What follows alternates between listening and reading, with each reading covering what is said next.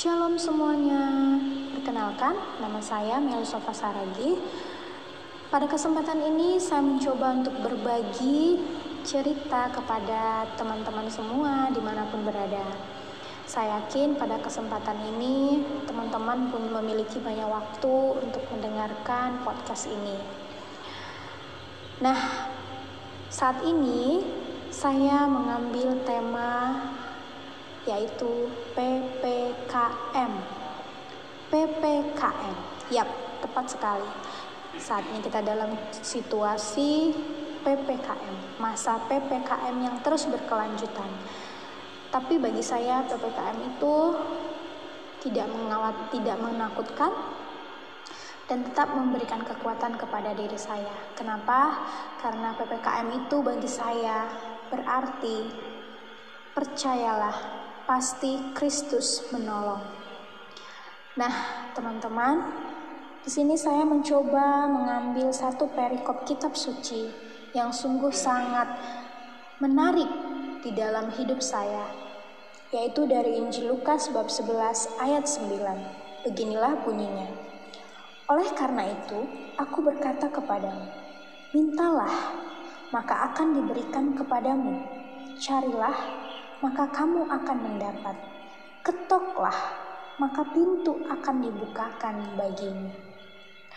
Sungguh sederhana, kalimatnya juga sangat singkat, tetapi memiliki banyak makna kepada kita semua. Bagaimana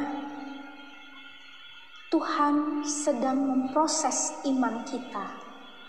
Lalu, apakah kita sudah siap untuk melewati proses dari Tuhan? Kita dengarkan sebuah kisah berikut ini. Surat buat Tuhan. Seorang petani sederhana, sebut saja namanya Nelangsa, merasa sedih memandangi tanaman padinya yang gagal panen karena diterjang banjir bandang. Ia bingung bagaimana caranya membayar hutang dan menghidupi keempat anaknya. Setidaknya ia butuh 300.000 rupiah untuk modal tanam dan bertahan hidup selama 3 bulan. Kini harapannya hanya bertumpu pada Tuhan, karena pada tetangganya juga mengalami hal yang sama. Maka ia yang tidak lulus SD itu berusaha menulis surat buat Tuhan. Keesokan harinya Pak Nelangsah menuju kantor pos di tengah kota. Setelah ia menempelkan sebuah perangko, ia menyerahkan suratnya kepada pegawai pos. Pegawai yang menerima surat itu langsung tertawa. Seumur-umur aku belum pernah menerima surat dengan alamat tujuannya begitu aneh. Di amplop itu tertulis, kepada yang terhormat Bapa di sorga. Namun ia sangat kagum terhadap iman Bapa itu. Ia membuka surat itu dan mengerti kesulitan sang petani. Maka ia pun bertekad baik untuk meneguhkan iman Pak Nelangsa dengan mengumpulkan uang dari para pegawai pos. Namun ia hanya menghasilkan uang dengan jumlah 250.000, itu pun sudah ditambah dengan sebagian gajinya. Keesokan harinya Pak Nelangsah datang ke kantor pos lagi. Pegawai yang baik hati itu langsung menyerahkan amplop balasannya kepada sang petani. Lalu sang petani pun segera membuka amplop itu. Wah, begitu terkejutnya Pak Nelangsah melihat jumlah uang yang ada di dalam amplop tersebut. Setengah berdesah ia berbicara sendiri di dalam hatinya. Tuhan, aku tidak salah lihat kan? Maka ia pun segera bergegas ke rumah dan ia menceritakan semua kabar gembira itu kepada keluarganya. Salamku dari Pak Nelangsa. Yap, demikianlah teman-teman, bagaimana kisah cerita surat buat Tuhan itu memberikan sebuah petunjuk kecil bagi kita.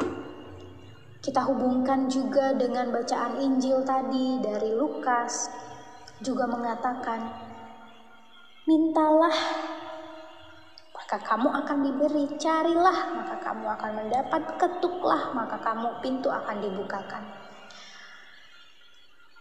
Panelangsa sudah berjuang dan ia sudah berusaha.